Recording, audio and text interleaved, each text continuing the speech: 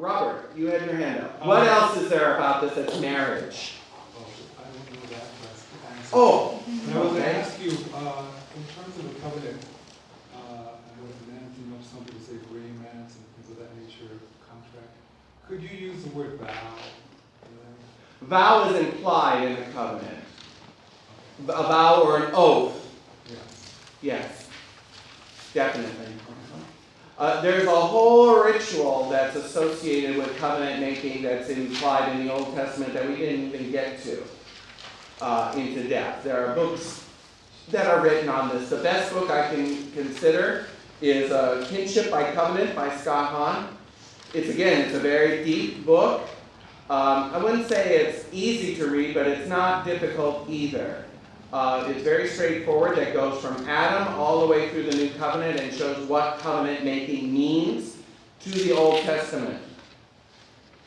So, for example, part of oath taking is not only of swearing an oath, but it involves two parties, and it also involves the shedding of blood and the consumption of a meal.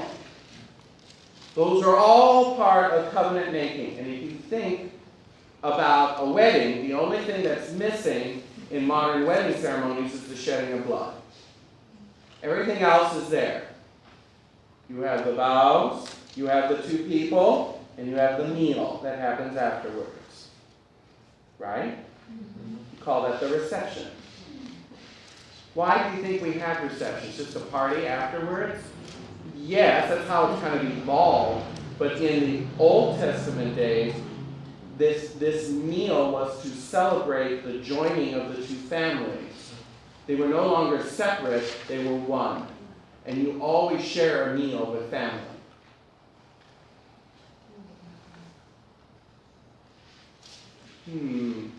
Too bad we don't have a meal in our New Testament covenant, isn't it? Oh! Do we have, but we don't have any oath taking that we do during the Mass, is there?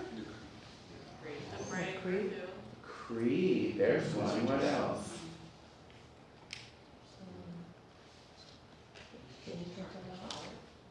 How about the Confiteor? That's a vow.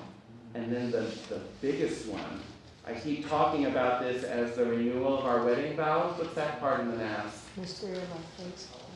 You're warm. When we eat and drink this, No, before that. Not worthy. This is the cup of my blood. The cup of the Cup. new and eternal covenant. That's our vow. It says covenant. We hear the word covenant. That's our wedding vow. And by participating in that, we're agreeing with that statement and all that it implies. This is why you should not eat or drink if you're in not a state of grace. Because in doing so, you are running contrary to what those vows are saying. You are going against the covenant by doing your own thing and being in mortal sin. See, when you make a covenant, like they did in the Old Testament, you killed an animal to seal the deal. And you usually roasted it and ate it as a sign. That was part of the meal. This was part of the sacrificial system that continued throughout all of Israel's history. And the priests always took part of the sacrifice to roast and eat for themselves, unless it was a burnt offering. Someone came with a burnt offering, and the whole thing was destroyed. Okay, to show the amount of sorrow for your sin, the amount of contrition, if you will. But the priests were always allowed to take certain portions of it for themselves as part of what they get. Because they're not the agricultural farmers of every one of the other tribes. This is how they sustain themselves. That's part of it. But that's part of the sacred meal that comes with it. This is all, believe it or not, we're dovetailing into tonight's idea about liturgy. Because when we look into the book of Revelation, we get an insight of what's happening in heaven. Oh, it just dawned on me. Well, you know what? I think I'm fine. I'll make do. I forgot to bring my catechism. And that's one of the first things that's on my list. So, But this idea of covenant making that involves a meal is very important because that is part of the whole process of sealing the deal. And God did that from Adam and Eve all the way until Jesus, and will continue to do so until the end of time. When we eat this bread and drink this cup, we Proclaim your death, Lord, until you come again. in glory. Or glory. Why do we say that? The mystery of our faith. Yes. Because that is an eternal meal. Because the covenant is eternal. And guess what we're going to do in the new heavens and the new earth? Eat of the tree of life. That's one of the symbols that's in the end.